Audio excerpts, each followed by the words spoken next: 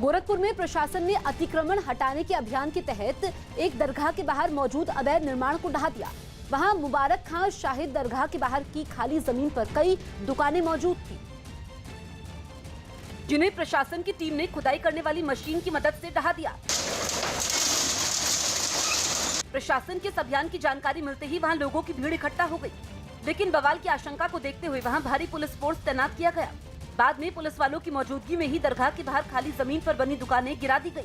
GDA द्वारा park का विस्तारीकरण किया जा रहा है, उसी के लिए इस अवैध अतिक्रमण को हटाने के लिए लेटर लिखा गया था। हालांकि दरगाह प्रशासन ने खाली जमीन को दरगाह की ही जमीन बताया और प्रशासन की कार्रवाई का विरोध किया। को प्रशासन और शासन के जो लोग मौजूद हैं वो किसी भी तरह से सुनने को तैयार नहीं। दरगाह के बाहर मौजूद इस खाली जमीन के लिए प्रशासन और दरगाह प्रबंधन के बीच मुकदमा भी चल रहा है। बंगाल के बीरभूम में ममता बनर्जी ने चुनावी बिगुल फूंकते हुए शक्ति प्रदर्शन किया। उन्होंने वहां के बोलपुर में पदयात्रा की, जिसे अमित शाह के उस रोड शो का जवाब माना जा रहा है जो उन्होंने कुछ दिन पहले बोलपुर में किया था, क्योंकि ममता बनर्जी ने उसी जगह पर बीजेपी को अपनी ताकत दिखाई और सड़कों पर पैदल निकल पड़ी। बीरभूम के बोलपुर में रोड शो करने पहुंची ममता हाथ जोड़कर आगे आगे चलती नजर आई और उनके पीछे उनके समर्थक दिखे। ममता की 4.5 किलोमीटर की इस पदयात्रा में रंग बिरंगी पोशाक पहने कई कलाकार भी शामिल हुए, जो नाचते गाते हुए आगे बढ़ते रहे।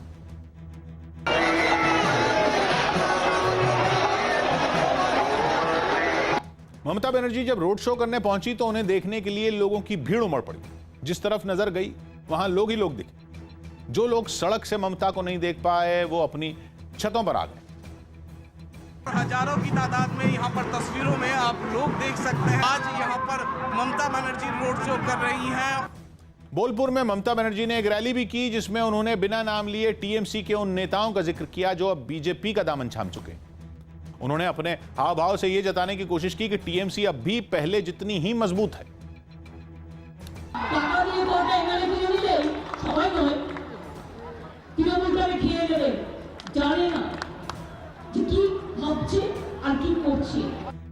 इस रैली में उन्होंने बीजेपी के मिशन 200 पर भी तंज कसा।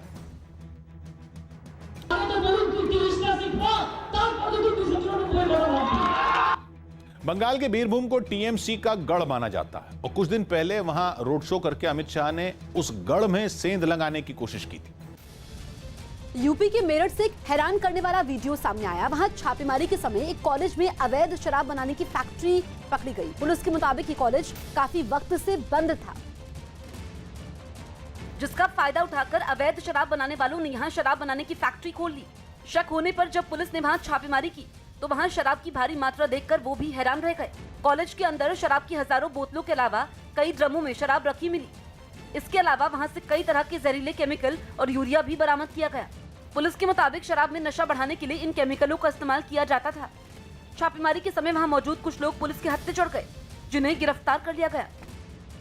किसानों से होने वाली बातचीत से पहले केंद्र सरकार ने एक एनिमेशन वीडियो जारी किया, जिसमें पंजाब के किसानों की खूब तारीफ की गई। साथ ही कृषि सुधार कानूनों को उनकी मदद के लिए उठाया गया कदम बताया गया। वीडियो में यह भी दिखाया गया कि नए कानूनों के जरिए जिन बिचौलियों का नुकसान होगा वही किसानों को उकसाने में लगे हैं। सरकार ने किया एक देश एक बाजार, कहा करो किसी के भी संग व्यापार। इसलिए बिचौलिए हो गए परेशान, कर रहे हैं विदेशी ताकतों से मिलके नुकसान। भड़का रहे हैं वो इन किसानों को, लड़ा रहे हैं इंसान से इंसानों को। वीडियो में चीन और पाकिस्तान पर भी किसान आंदोलन के नाम पर लोगों को आपस में लड़वाने की साजिश रचने की बात कही गई। एमपी, हरियाणा और बिहार ने भी किया है कृषि बिल का सत्कार, लेकिन कुछ पड़ोसी मुल्क नहीं चाहते देश का विकास, इसलिए उगा रहे हैं पंजाब में नफरत की कपास।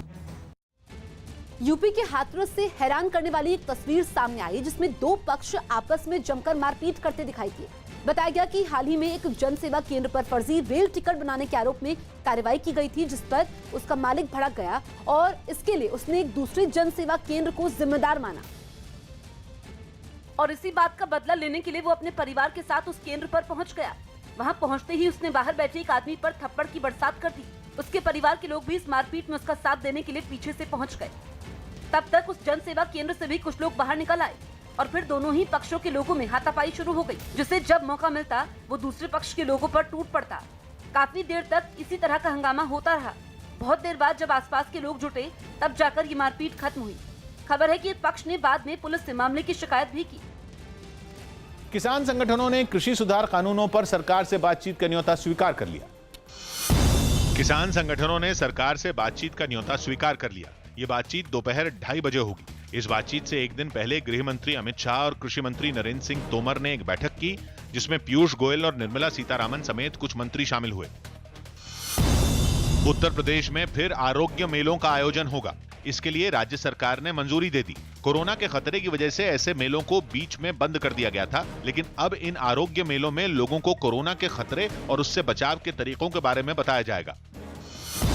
नवजोत सिंह सिद्धू धार्मिक निशान वाली एक शॉल पहनने पर विवादों में आ गए। सिद्धू पंजाब के शाहकोट में किसानों के बीच धार्मिक निशान वाली शॉल ओढ़कर पहुंचे थे, जिस पर श्री अकाल तख्त साहिब के जत्थेदार दास परमजीत सिंह ने नाराजगी जताई और उन पर धार्मिक भावनाओं को ठेस पहुंचाने का आरोप लगा दिया। साथ ही इस मामले में सिद्धू से माफी मांगने को कहा गया। दक्षिण अफ्रीका में कोरोना का एक और नया रूप सामने आने के बाद वहां नियम सख्त कर दिए गए। अब कर्फ्यू का समय बढ़ाकर रात 9 बजे से सुबह 6 बजे तक कर दिया गया। साथ ही मास्क न लगाने पर जेल की सजा या जुर्माना लगाया जाएगा। इसके अलावा वहां शराब बेचने पर भी रोक लगा दी गई। शादी की चर्चाओं के बीच रणबीर कपूर और आलिया भट्ट जयपुर पहुंचे। इस दौरान उनके साथ नीतू कपूर भी वहां मौजूद रहीं। बताया गया कि ये सभी वहां नए साल का जश्न मनाने के लिए पहुंचे हैं। हालांकि शादी की बात पूछने पर आलिया भट्ट ने कोई जवाब नहीं दिया। आरजेडी ने बिहार के मुख्यमंत्री नीतीश कुमार को साथ आने की सलाह दी, जिस पर बीजेपी बिफर गई।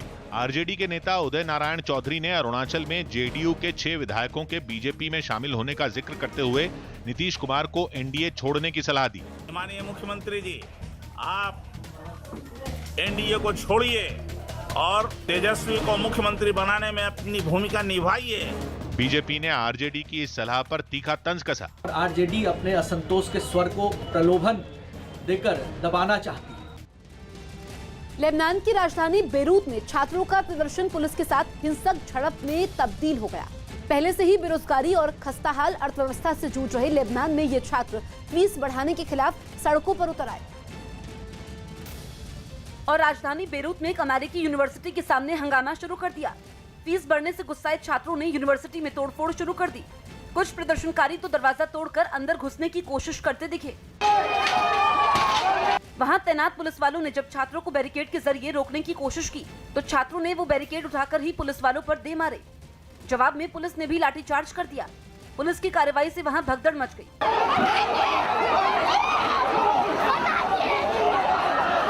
जबरदस्त बदहाली के दौर से गुजर रहे लेबनान में ज्यादातर लोगों के पास रोजगार तक नहीं है।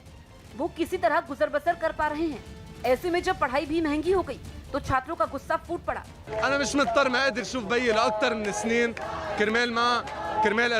इससे पहले इन छात्रों ने बेरूत की सड़कों पर जोरदार प्रदर्शन किए और फीस न बढ़ाए जाने की मांग के लिए मार्च निकाला। पश्चिम बंगाल के हावड़ा में टीएमसी कार्यकर्ता की दिन दहाड़े गोली मारकर हत्या कर दी गई, जिसके बाद वहां लोगों ने जमकर बवाल किया।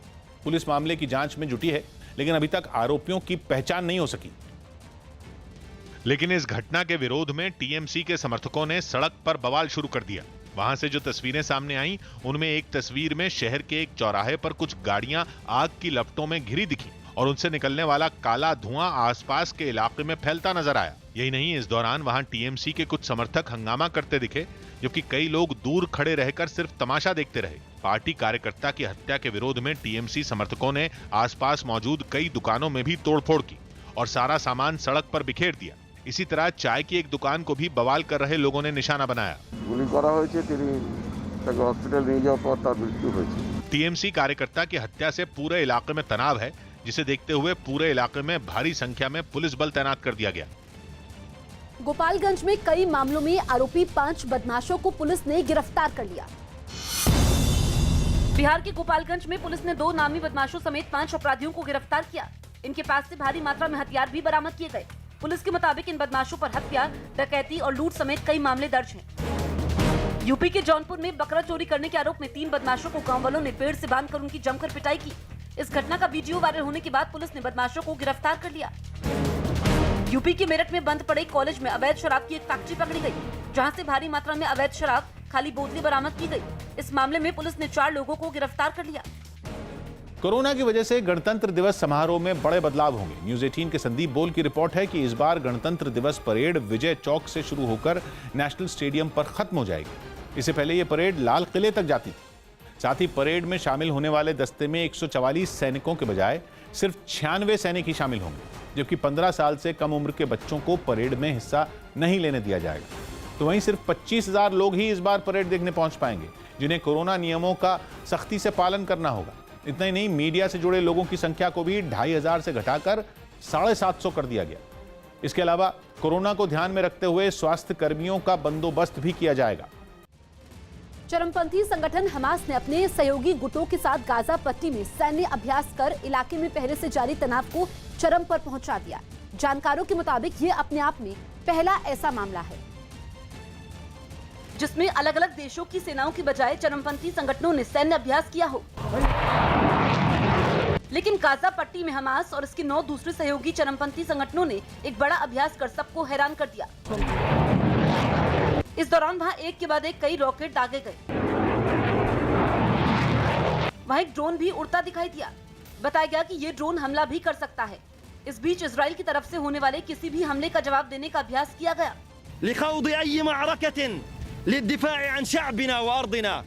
यही नहीं, हाथों में आधुनिक हथियार थामे चरमपंथी सैनिकों की ही तरह दुश्मन पर निशाना साधते दिखाई दिए। पश्चिमी एशिया का ये इलाका पहले से बारूद के ढेर पर बैठा है। ऐसे में हमास का ये सैन्य अभ्यास इस इलाके को जंग के मैदान में बदलने की तरफ पहला बड़ा कदम समझा जा रहा है। लॉकडाउन से पहले भारत आए 100 से ज्यादा पाकिस्तानी लौट गए। लॉकडाउन से पहले भारत आए 137 पाकिस्तानी नागरिक अपने देश लौट गए। अमृतसर में अटारी बॉर्डर के रास्ते सभी पाकिस्तान लौटे। लॉकडाउन की वजह से मेरे टिकट कैंसिल हो गए, अब मैं जा रही हूँ। Global alliance for vaccines and immunization ने अपने बोर्ड सदस्य के लिए केंद्रीय स्वास्थ्य मंत्री हर्षवर्धन का नाम चुना है। इस संगठन का मकसद गरीब देशों तक वैक्सीन पहुंचाना है।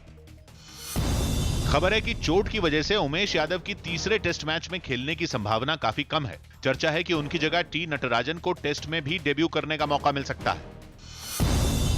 दिल्ली में सरकारी स्कूलों में पढ़ने वाले बच्चों को एक किट दी जाएगी जिसमें खाने पीने की चीजें होंगी। बच्चों को यह किट मिड डे मील योजना के तहत अगले 6 महीने तक मिलेगी। कोरोना संकट में स्कूलों के बंद होने की वजह से दिल्ली सरकार ने यह कदम उठाया है। किसान आंदोलन की आड़ में सियासी पार्टियों ने अपना फायदा उठाने के लिए अलग अलग तैयारियां कर ली। राजस्थान और हरियाणा की सीमा पर आंदोलन करने वाले किसानों के बीच सांसद हनुमान बेनीवाल की पार्टी आरएलपी ने अपने झंडे, बैनर और तंबू अलग से लगा लिए। यहाँ पर सबकी अपनी अपनी सत्ता है। जहाँ देखेंगे झंडे, बैनर, पोस्टर सब हनुमान बेनीवाल के नजर आ रहे हैं। लेकिन आंदोलन करने वाले किसान इसके पक्ष में नहीं दिखे। मैं जी झंडे के साथ नहीं, ऐसे आओ हमारे साथ सीधे। कानपुर में कुछ पुलिस वालों का अपनी गाड़ी में शराब पीने का वीडियो सोशल मीडिया पर वायरल हो गया। यूपी के कानपुर में कुछ पुलिस वालों का अपनी गाड़ी में शराब पीने का वीडियो सोशल मीडिया पर वायरल हो गया। तस्वीरों में ड्यूटी के समय ही पुलिस की गाड़ी में पुलिस वाले शराब पीते नजर आए। बिहार की बेतिया में पुलिस ने शराब की एक बड़ी खेप बरामद की। बताया गया कि नए साल पर जश्न मनाने के लिए इन शराब की बोतलों को यूपी की सीमाओं से लाया जा रहा था। इसके साथ ही पुलिस ने 2 शराब कारोबारियों को भी गिरफ्तार कर लिया। हिमाचल प्रदेश की मनाली में बर्फबारी के बाद खिली धूप निकली, जिससे पर्यटक काफी खुश हो गए। वहीं मौसम साफ होते ही प्रशासन सड़कों पर जमी बर्फ को हटाने में जुट गया। मध्य प्रदेश के इंदौर में राम मंदिर के लिए निकाली जा रही रैली पर पथराव के बाद वहां तनाव फैल गया। जानकारी के मुताबिक वहां अयोध्या में बन रहे राम मंदिर के निर्माण के लिए चंदा जुटाने के मकसद से एक रैली निकाली जा रही थी, लेकिन रैली के समय कुछ लोगों ने पथराव शुरू कर दिया। पथराव में रैली में शामिल करीब 15 लोग घायल हो गए। घटना के बाद पुलिस ने हल्का बल प्रयोग भी किया और हालात और ना बिगड़े इसलिए पुलिस की कई टुकड़ियां इलाके में तैनात कर दी गई। पूरे मामले की जांच कर पथराव करने वाले लोगों की तलाश में जुट गई है। छोटा था, लगभग 50-100 लोग रहे होंगे उसमें, और कुछ 25 लोगों ने पथराव किया उस पर, और उसके बाद थोड़ा टेंस माहौल हुआ। उसके बाद फिर ये गांव जैसे क्रॉस करते हैं, पुलिया पड़ती है, इसके आगे ये लोग धरने पर रहे, फिर और भी भीड़ इकट्ठी हुई। तत्काल फोर्स मोबिलाइजेशन हुआ, एसपी, एडीएम वगैरह सब आए यहाँ पर और समझाने का प्रयास किया। इसी बीच में दिन भर तनातनी का माहौल चलता रहा और पुलिस ने दोनों पक्षों को काफ़ी सख्ती से, बीच में थोड़ा तनातनी हुई थी, तो हल्का फुल्का बल भी प्रयोग किया। पटना के नजदीक मनेर में छेड़छाड़ का विरोध करने पर दो पक्षों के बीच जमकर मारपीट हो गई, लेकिन बवाल तब बढ़ गया जब एक पक्ष के लोगों ने दूसरे पक्ष के घर को आग के हवाले कर दिया, जिसके बाद वहां अफरा तफरी मच गई। घटना की जो तस्वीरें सामने आई उनमें एक तस्वीर में घर से आग की ऊंची ऊंची लपटें निकलती दिखी। कुछ लोग आग बुझाने की कोशिश करते नजर आए और जब लगा कि आग बुझ नहीं पाएगी तो वहां मौजूद कुछ लोग घर के अंदर रखा सामान बाहर निकालने लगे, जबकि दूसरे पक्ष के कई लोग वहां खड़े होकर दूर से सिर्फ तमाशा देखते रहे। कई लोग तो हाथों में डंडे लिए भी दिखाई दिए। इसी तरह की एक दूसरी तस्वीर में कुछ लोग घर के पीछे से आग बुझाने की कोशिश करते दिखे। बताया गया कि इस झगड़े में दोनों पक्षों के बीच गोली भी चली, जिसमें एक आदमी घायल हो गया। हालांकि एक पक्ष ने इस घटना के पीछे छेड़छाड़ की वजह होने से साफ इनकार कर दिया। शराबे मामला है सर, शराब पीकर कहीं झगड़ा किया है।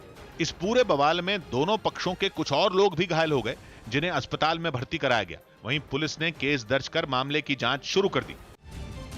वायुसेना प्रमुख आरकेएस भदौरिया ने चीन को चेतावनी देते हुए कहा कि भारत चीन के बीच किसी भी तरह का गंभीर टकराव चीन के लिए वैश्विक स्तर पर काफी नुकसानदेह साबित होगा।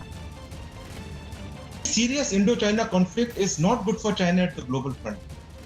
If Chinese aspirations are global, then it does not suit their grand plans, and therefore, what could be the possible Chinese objective for their actions in the north? Nepal में मची सियासी उथल पुथल के बीच नेपाल कम्युनिस्ट पार्टी के नेता पुष्प कमल दहल प्रचंड ने भारत से मदद मांगी। उनका यह बयान ऐसे समय में आया जब इस मामले में चीन पूरा दखल दे रहा। वहीं प्रधानमंत्री केपी शर्मा ओली के अचानक संसद भंग करने के फैसले पर नेपाल उबल रहा है और वहां के अलग अलग शहरों में लोग सड़कों पर उतर आए हैं। नेपाल की राजधानी काठमांडू में भी केपी शर्मा ओली का जबरदस्त विरोध हुआ। वहां बड़ी तादाद में लोगों ने झंडे और बैनर लेकर प्रदर्शन किया। कई महिलाएं तो काले कपड़े पहनकर प्रदर्शन का हिस्सा बनी। वो सड़क पर बैठ गईं और ओली के खिलाफ नारे लगाने लगी। इन लोगों का ये गुस्सा अचानक संसद भंग करने के फैसले पर था, क्योंकि ओली के इस कदम ने नेपाल को मध्यावधि चुनाव की ओर धकेल दिया है। यही नहीं, वहां की सत्तारूढ़ पार्टी भी दो टुकड़ों में बंट गई, जिसके बाद चीन ने भी वहां की सियासत में दखल दिया, लेकिन वो फेल हो गया। और अब ओली विरोधी पुष्प कमल दहल प्रचंड को भारत की याद आई, जिन्होंने लोकतंत्र की दुहाई देकर भारत से मदद मांगी। भारत होस् या अरू कोही ले यत्रो नेपालमा संविधान निर्ममतापूर्वक कुल्चिएको छ, यस्तो बेलामा लोकतन्त्रवादी देशहरू किन नबोलेगा होलान्? भारत ने नेपाल के सियासी संकट से सुरक्षित दूरी बनाई हुई है, क्योंकि भारत का पुराना दोस्त अभी चीन के ज्यादा करीब है और प्रचंड का भारत से मदद मांगना चीन के प्लान का हिस्सा भी हो सकता है। दक्षिण अमेरिकी देश अर्जेंटीना में गर्भपात को कानूनी मान्यता देने वाले बिल के विरोधी सड़क पर उतर आए। वहां संसद में बिल पर बहस से पहले नेताओं पर दबाव बनाने के लिए गर्भपात को पाप मानने वाले इन लोगों ने संसद की तरफ कूच कर दिया और हाथों में गर्भपात विरोधी आंदोलन का प्रतीक बन चुके नीले झंडे लिए वो सड़क पर मार्च निकालते नजर आए। नारे लगाते हुए प्रदर्शनकारी संसद तक पहुंच गए और वहीं डेरा जमा लिया।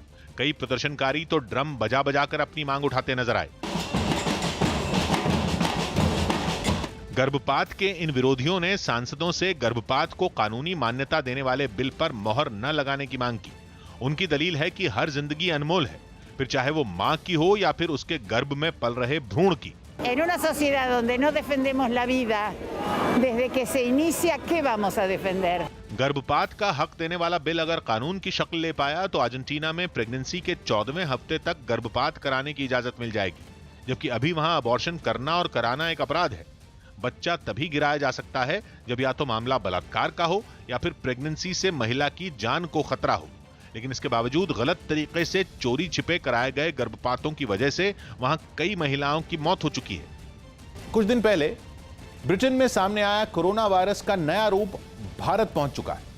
न्यूज 18 के रवि सिंह की रिपोर्ट है कि ब्रिटेन से लौटे 6 यात्रियों की जांच में पता चला कि वो कोरोना वायरस के नए रूप की चपेट में आ चुके हैं। इन सभी लोगों का इलाज चल रहा है और उनके संपर्क में आए कुछ लोगों को क्वारंटीन किया जा चुका है, जबकि बाकी लोगों की कॉन्ट्रैक्ट ट्रेसिंग की जा रही है। 25 नवंबर से 23 दिसंबर तक करीब 33,000 यात्री ब्रिटेन से भारत लौटे थे और इनमें 114 यात्रियों की कोरोना रिपोर्ट पॉजिटिव पाई गई थी। इन 114 लोगों के सैंपल आगे की जांच के लिए भेजे गए तो पता चला कि 6 लोग ऐसे हैं जो कोरोना वायरस के नए रूप की चपेट में आ चुके हैं। कृषि सुधार कानूनों के मुद्दे पर केंद्र सरकार और किसान संगठनों के बीच आज बैठक होगी। कृषि सुधार कानूनों के मुद्दे पर केंद्र सरकार और किसान संगठनों के बीच दोपहर 2 बजे विज्ञान भवन में बैठक होगी। इस बैठक के लिए सरकार ने 40 किसान संगठनों को न्योता भेजा था। कोरोना की वजह से मुंबई में सभी स्कूल और कॉलेज 15 जनवरी तक बंद रहेंगे। दूसरे देशों में कोरोना के बढ़ते मामलों के बाद बीएमसी ने ये फैसला लिया। पहले सभी स्कूल और कॉलेज 31 दिसंबर तक बंद थे। बिहार के पूर्वी चंपारण से हैरान कर देने वाला एक वीडियो सामने आया, जिसमें एक कार्यक्रम के दौरान आरजेडी विधायक का मंच धराशायी हो गया। ये घटना तब हुई जब उनके सम्मान में सुगौली विधानसभा क्षेत्र में एक कार्यक्रम रखा गया, जहां उनके स्वागत के लिए पूरी तैयारी की गई। मंच को फूलों और गुब्बारों से सजाया गया। हादसे का जो वीडियो सामने आया उसमें आरजेडी विधायक शशि भूषण सिंह अपने समर्थकों के साथ मंच पर बैठे नजर आए। इस दौरान गांव की कुछ लड़कियां उनके स्वागत में गाने गाती दिखाई दी। तभी देखते देखते मंच जमींदोज हो गया और उस पर बैठे तमाम लोग जमीन पर आ गिरे। इस घटना के बाद वहां अफरा तफरी मच गई। जमीन पर नेताओं के गिरते ही उनके ऊपर कुर्सियां और दूसरा सामान आ गिरा। मंच पर मौजूद लड़कियां भी वहां रखे सामान के नीचे दब गईं, जिन्हें वहां मौजूद लोगों ने सहारा देकर बाहर निकाला। कुछ लोग हादसे में घायल लोगों को संभालते नजर आए, जबकि कई लोग खड़े होकर पूरी घटना का वीडियो बनाते रहे। गुजरात के मोरबी में एक पुलिस कांस्टेबल की जन्मदिन की पार्टी में कोरोना नियम टूट गए। बताया गया कि इस पार्टी को बिना इजाजत के आयोजित किया गया था, जिसमें शामिल हुए लोगों ने कोरोना के नियमों की भी जमकर अनदेखी की। पुलिस कांस्टेबल की पार्टी का जो वीडियो सामने आया उसमें सभी मेहमान वहां बजाए जा रहे गानों पर थिरकते दिखाई दिए, लेकिन किसी ने भी मास्क नहीं लगाया था। इतना ही नहीं, जश्न में मग्न इन लोगों ने फासला बनाए रखने का भी ध्यान नहीं रखा। वो सभी लोग घेरा बनाकर एक दूसरे के करीब नाचते नजर आए।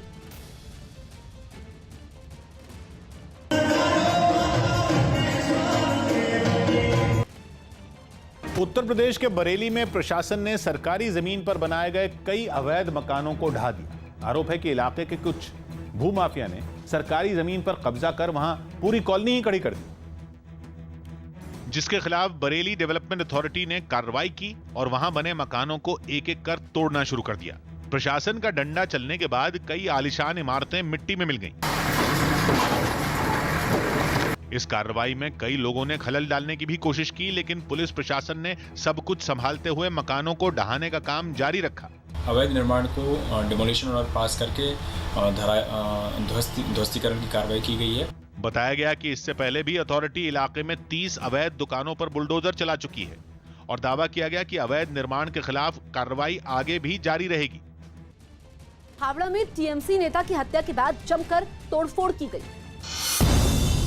पश्चिम बंगाल के हावड़ा में टीएमसी के एक नेता की गोली मारकर हत्या कर दी गई, जिसके विरोध में शहर में तोड़फोड़ और आगजनी की गई। इस मामले में पुलिस सीसीटीवी वीडियो की मदद से आरोपियों को पकड़ने में जुटी है। मुंबई में एक ट्रैफिक हवलदार को एक डंपर ने टक्कर मार दी, जिससे उनकी मौत हो गई। इस हादसे में ट्रैफिक पुलिस का एक और जवान गंभीर रूप से घायल हो गया। इस घटना के बाद डंपर का ड्राइवर मौके से फरार हो गया। झारखंड के धनबाद में एक आदमी ने अपनी ही पत्नी को जलाकर मार दिया और फिर थाने में जाकर सरेंडर कर दिया। इस वारदात के पीछे घरेलू विवाद बताया गया। कृषि सुधार कानूनों के खिलाफ हो रहे विरोध प्रदर्शनों की वजह से रेलवे को हजारों करोड़ के नुकसान की खबर है। न्यूज 18 के चंदन जजवाड़े की रिपोर्ट है कि किसान संगठनों के आंदोलन की वजह से अब तक करीब 1500 ट्रेनों को रद्द करना पड़ा है, जबकि 200 ट्रेनों को रूट बदलकर चलाना पड़ा, जिसकी वजह से करीब 30 लाख यात्रियों के सफर नहीं कर पाने का अनुमान है। यही वजह है कि रेलवे ने किसान आंदोलन की वजह से करीब 3000 करोड़ के नुकसान का दावा किया। इसके अलावा इन विरोध प्रदर्शनों की वजह से कोयला, पेट्रोलियम और सीमेंट जैसी जरूरी चीजों की सप्लाई पर भी असर पड़ा। साथ ही पंजाब की ओर से आने वाली खाने पीने की चीजों को देश के दूसरे शहरों में ले जाने में भी रेलवे को दिक्कत पेश आई। बिहार के मुजफ्फरपुर से हैरान कर देने वाला एक वीडियो सामने आया, जिसमें एक स्कूल की पूर्व प्रिंसिपल स्कूल के बाहर लोगों के साथ हंगामा करती नजर आई। बताया गया कि स्कूल प्रबंधन ने उस प्रिंसिपल को हटाकर स्कूल में दूसरी प्रिंसिपल की नियुक्ति कर दी, जिस पर पूर्व प्रिंसिपल भड़क गई और उन्होंने अपना पद छोड़ने से इनकार कर दिया। इसके साथ ही उन्होंने स्कूल के बच्चों और उनके माता पिता को स्कूल में बुलवा लिया, जिसके बाद वो लोग पूर्व प्रिंसिपल के समर्थन में खड़े हो गए और फिर स्कूल प्रबंधन के खिलाफ प्रदर्शन करने लगे। इस बीच गुस्साए लोग स्कूल में जबरदस्ती घुसने की कोशिश करते दिखाई दिए।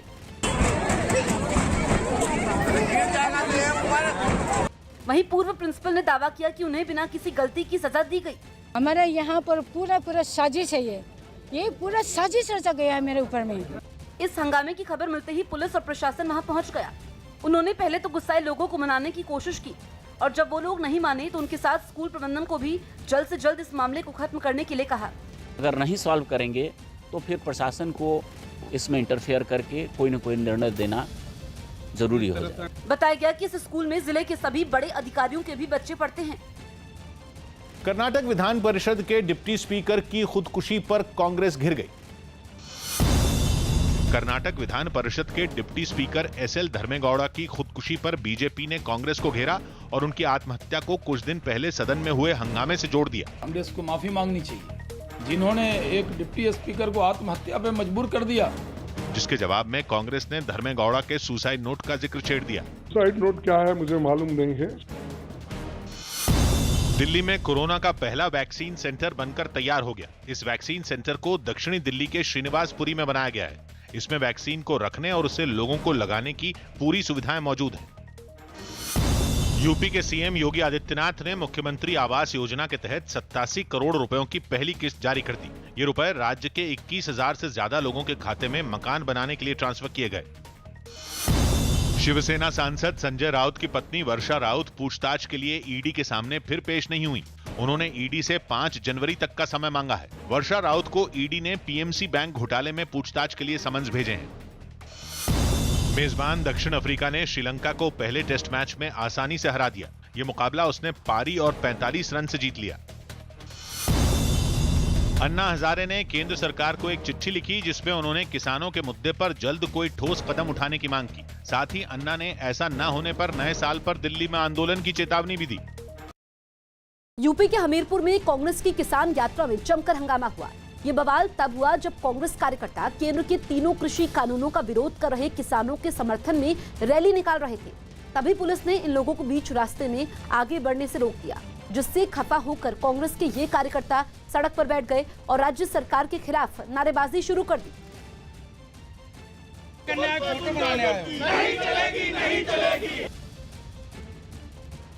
इन हालात में पुलिस और कांग्रेस कार्यकर्ताओं के बीच काफी देर तक झड़प हुई। पुलिस वाले इन प्रदर्शनकारियों को रोकते दिखाई दिए तो वो अपनी जगह से टस से मस होने को राजी नहीं दिखे। ऐसे में उन लोगों ने किसानों के समर्थन में नारे भी लगाए।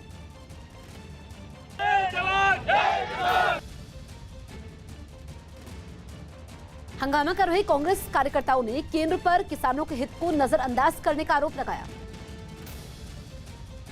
तीनों कानून इन्होंने पास कर दिया, ये किसान विरोधी है। बाद में पुलिस ने सड़क पर उतरे इन सभी कांग्रेस कार्यकर्ताओं को हिरासत में ले लिया। ब्रिटेन पर मौसम रहम खाने को तैयार नहीं। मूसलाधार बारिश, बाढ़ और तूफान के बाद अब वहां बर्फ आफत बनकर गिर रही। वहां कुछ इलाकों में तो रात में ही 4 इंच तक बर्फ गिर गई और तो और तापमान -3 डिग्री तक लुढ़कने का अनुमान है। ऐसे में वहां लोगों से अपील की गई है कि अगर जरूरी ना हो तो घरों से बाहर ना निकलें, क्योंकि हालात इतने ज्यादा खराब हैं कि भारी बर्फबारी काल भी साबित हो सकती है। सड़कों पर चलना तो बिल्कुल भी खतरे से खाली नहीं। कब हादसा हो जाए नहीं पता। वहां से सामने आई तस्वीरों में रोड पर बर्फ की इतनी मोटी परत जमी नजर आई कि गाड़ियों की रफ्तार धीमी पड़ गई। कुछ के चक्के जाम हो गए तो कुछ ने तो दम ही तोड़ दिया। एक तस्वीर में लोग एक कार को धक्का मारकर आगे बढ़ाते दिखे। वहीं आसमान से ली गई तस्वीरों में शहर के शहर बर्फ से ढके नजर आए। इतनी बर्फ गिरी कि इलाके से रंग तो जैसे गायब ही हो गए। लेकिन बच्चे तो बच्चे हैं, उन्होंने इस मुसीबत में भी मस्ती ढूंढ ली। वो घरों से निकल पड़े और बर्फ में खेलते हुए नजर आए। बच्चों के साथ बड़े भी पीछे नहीं रहे, वो भी उनके साथ होली। कोई स्लेजिंग करता नजर आया, कोई स्नोबैन बनाता दिखा। The kids were so excited. Everyone can enjoy and get outside. Britain पर मौसम की ये मार जल्द खत्म होने नहीं वाली, क्योंकि अभी कुछ दिन वहां और बर्फबारी होने का अनुमान है और इसके साथ पारा भी गिरेगा। गुजरात के अहमदाबाद से दहशत से भर देने वाली कुछ तस्वीरें सामने आई, जहां एक बस में अचानक लगी आग के बाद कई और गाड़ियां भी इसकी चपेट में आकर बर्बाद हो गई। वो सभी एक बस स्टैंड के पास खुली जगह में पार्क की गई थी, जिनमें एक बस में आग लग गई, लेकिन देखते ही देखते उसकी लपटों ने अपने पास खड़ी दूसरी बस को भी चपेट में ले लिया। इसके बाद तो उन दोनों से ऊंची तेज लपटें और धुआं उठने लगा। एक बस तो पूरी तरह आग का गोला बन गई। लपटों को देखकर आसपास के लोग वहां पहुंचे और फायर ब्रिगेड को इसकी जानकारी दी। हालांकि दमकल के पहुंचने तक 5 बसें और एक कार जलकर बर्बाद हो चुकी थी। यह आग कैसे लगी इसका पता फिलहाल नहीं चल पाया। तमिलनाडु में होने वाले विधानसभा चुनाव से पहले सुपरस्टार रजनीकांत ने राजनीतिक पार्टी नहीं बनाने का बड़ा ऐलान किया। न्यूज एजेंसी पीटीआई की रिपोर्ट है कि रजनीकांत ने चुनावी राजनीति में नहीं उतरने का फैसला किया। अपने इस फैसले के पीछे उन्होंने खराब स्वास्थ्य का हवाला दिया। हालांकि वो राजनीति में उतरे बिना ही लोगों की सेवा करते रहेंगे, ऐसा उन्होंने कहा। इस बात की जानकारी रजनीकांत ने खुद एक चिट्ठी लिखकर अपने प्रशंसकों को दी। कुछ रोज पहले ही ब्लड प्रेशर में लगातार उतार चढ़ाव की शिकायत के बाद वो हैदराबाद के अपोलो अस्पताल में भर्ती हुए थे। जबकि अस्पताल में भर्ती होने से पहले उन्होंने जनवरी में अपनी राजनीतिक पार्टी लॉन्च करने का ऐलान किया था। यूरोप के देश क्रोएशिया में आए भूकंप में अब तक 7 लोगों की जान जा चुकी है। इससे पहले राजधानी ज़ग्रेब में दूसरे दिन भी भूकंप के तेज झटके ने वहां रहने वाले लोगों को हिलाकर रख दिया। रिक्टर स्केल पर इस भूकंप की तीव्रता 6.3 मापी गई, जिसे ज़ग्रेब समेत देश के कई हिस्सों में महसूस किया गया। लेकिन राजधानी ज़ग्रेब से जो तस्वीरें सामने आई, उन्हें देखकर कुछ वक्त के लिए तो ऐसा लगा मानो आंखों के सामने सब कुछ हिल रहा हो। कई पक्के मकानों का मलबा सड़क पर बिखरा नजर आया। भूकंप ने इतनी तबाही मचाई कि एक कार में बैठे कुछ लोग मलबे के नीचे दब गए, जिन्हें इलाके के कुछ लोगों की मदद से राहत बचाव दल की टीम ने बाहर निकालने का काम शुरू किया। कार के अंदर से एक बच्चे को भी निकाला गया। भूकंप के तेज झटकों की वजह से कई इमारतों को काफी नुकसान पहुंचा। वहां से सामने आई एक तस्वीर में मलबा गिरने से पूरे इलाके में धूल उड़ती दिखाई दी। बर्बादी के इस मंजर को कई लोगों ने अपनी आंखों से देखा, जिससे उनमें दहशत फैल गई। लेकिन इससे डरावनी तस्वीर तो तब नजर आई जब मीडिया को राहत बचाव के काम की जानकारी दे रहे पेत्रिया शहर के मेयर को भूकंप की वजह से प्रेस कॉन्फ्रेंस से ही भागना पड़ा, क्योंकि भूकंप के बाद आए एक ताकतवर आफ्टर शॉक की वजह से जमीन जोर जोर से हिलने लगी। यह आफ्टर शॉक भी इतना तेज था कि वहां मौजूद मीडिया के कैमरे जमीन पर गिर पड़े और मेयर खुद जान बचाने के लिए वहां से भागने लगे। भूकंप की ये रोंगटे खड़ी कर देने वाली तस्वीर कैमरे में रिकॉर्ड की गई। तेज झटकों की वजह से वहां मौजूद पत्रकार और दूसरे लोग भी बुरी तरह सहम गए। राजधानी ज़ग्रेब से करीब 50 किलोमीटर दूर मौजूद पेत्रिया नाम का ये छोटा शहर ही भूकंप से सबसे बुरी तरह प्रभावित हुआ है। इससे पहले सोमवार को आए भूकंप का केंद्र भी इसी शहर के आसपास था। मुंबई के हाई प्रोफाइल स्पोर्ट्स कार फर्जीवाड़े के केस में पुलिस ने कई चौंकाने वाले दावे किए। एक दिन पहले ही इस केस में डीसी डिजाइन कंपनी के मालिक दिलीप छाबड़िया को पुलिस ने गिरफ्तार किया था, जिन पर कई लोगों से धोखाधड़ी का आरोप है। अब इस मामले में वो वीडियो भी सामने आया है जो दिलीप छाबड़िया की कंपनी की वजह से बना, इनकी गिरफ्तारी की वजह बना। और 17 दिसंबर के उस वीडियो में मुंबई क्राइम ब्रांच के कुछ अधिकारी ताज होटल के पास की सड़क पर मुस्तैद नजर आए। जैसे ही वहां से दिलीप छाबड़िया की कंपनी की बनी स्पोर्ट्स कार डीसी अवंती पहुंची तो पुलिस ने उसे रोक लिया। उस गाड़ी का रजिस्ट्रेशन तमिलनाडु का था, लेकिन जांच करने पर पुलिस को पता चला कि इसी इंजन नंबर और चेसी नंबर की एक गाड़ी हरियाणा में भी बेची जा रही है। कुछ देर तक कार के ड्राइवर से पूछताछ करने के बाद पुलिस ने इस मामले में केस दर्ज कर लिया। शुरुआती जांच के बाद एक दिन पहले ही दिलीप छाबड़िया को भी पुलिस ने गिरफ्तार कर लिया। पुलिस ने दिलीप छाबड़िया पर फर्जीवाड़े के कई बड़े आरोप लगाए। पहले तो आपने लोन उठा लिया and then you are selling it to the customer, so आपको डबल इनकम हुई। पुलिस ने इस मामले में डीसी डिजाइन कंपनी के बड़े अधिकारियों के खिलाफ भी मुकदमा दर्ज किया। कोरोना महामारी ने आपसी सहयोग की भावना को एक नई मजबूती दी है, ताकि पूरे देश एकजुट होकर इस संकट का मुकाबला कर सके। जल्द ही टीकाकरण अभियान भी शुरू होने वाला है और हम सबको फिर से मिलकर इस वायरस को हराना है। और इस लड़ाई में नेटवर्क 18 भी हर कदम पर आपके साथ है। हमारे अभियान संजीवनी अ शॉट ऑफ लाइफ का भी यही मकसद है कि कोई सुरक्षित नहीं अगर हर कोई सुरक्षित नहीं। नेटवर्क 18 की इस पहल का उद्देश्य है कि हर भारतीय की वैक्सीन तक पहुंच हो। अगले कुछ दिन में हमारी ये पहल कोरोना के खिलाफ लड़ाई में जन आंदोलन बनकर उभरेगी।